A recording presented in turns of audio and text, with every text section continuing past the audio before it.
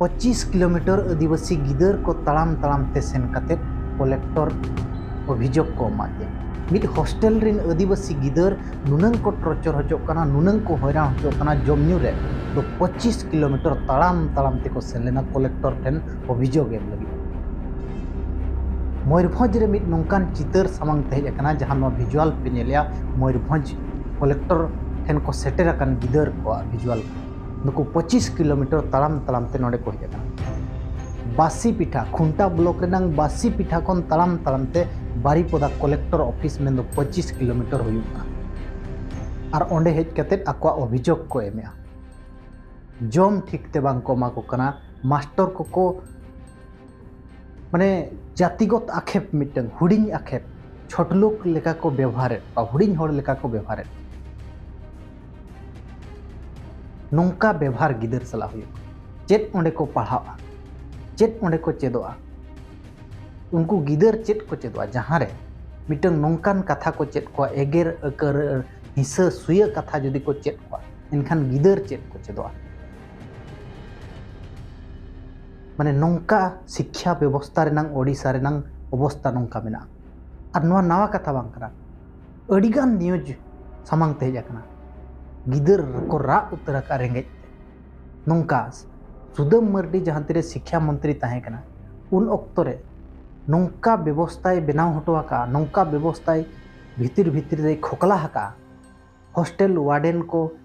Hostel चे school रिन headmaster को नुनंग ओंडे खन को हड़प जंग कना नुनंग को हड़प जंग कना हिसाब गे बनुआ और ओना हड़पेट खातिर इदी कते गे गिदर को उनका को अबहड़ाएत को ओको जुदी गिदर कटिजे हिजू कना इनखान उनी सला धमक दाल हो हुई कना मेनखान नितंग सरकार बदलेना सांताड़ शिक्षा मंत्री ताहे कना सांताड़ मुख्यमंत्री बनायनाय मेनखान ओना सिस्टम बाय बदलो कना चे लगी ओना सिस्टम गे नुई होय चालू सनाय कना सरकार को बदलवा आदिवासी होड़ होय दुड़बा दलित होड़ होय दुड़बा मेनखान जहां लका खोकला सिस्टम ताहे कना उनका गे चलुआ उनका गे को जमा उनका गे लूटपाट चलुआ बदलो रना दो चेन हो बनुआ का बासी पिठा खन 25 किलोमीटर तड़ाम तड़ाम ते सेन खातिर अभियोग को एमाका नोआ रना हो चेन हो बाय हुआ मांग खबर हेज अकना अडिगान खबर बनाव अकना गिदर जम बाग को एमा को कना हैरान हरकतों कना को रेंगेज तेको दोहयेद कोआ ताबेन एम कतेद को असुलेद कोआ चेत कार्यानुष्ठान बाय दिए कना तदंता को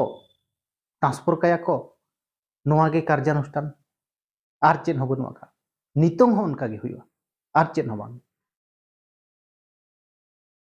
ओकालकान व्यवस्था रे आबो मेना आकाद बा नोआ आबो बुझाव दरकार आबो एजुकेशन व्यवस्था ओकालका मेना ओडिशा रे नांग सरकार ओकालका एमाबन कना नोआ बाड़ाय दरकार आबो नोआ को आबो विचार बांग बो विचारिया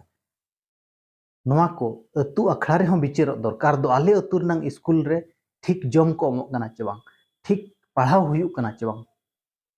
अतु अखड़ा रे नोआ विचार दरकार आर बाकी आपे राय कमेंट कते जरूर एमोपे चैनल बो सब्सक्राइब मा और जॉइन मा बो और बांखान नेलोक कान QR कोड रे किछु किछु गड़ो बो एमोमा आपे पे बड़ाय का बोरे न्यूज नेलिया होड़ दो बनु अकाट को आपे जहां तिनंग पे नेलिया इना गिया को।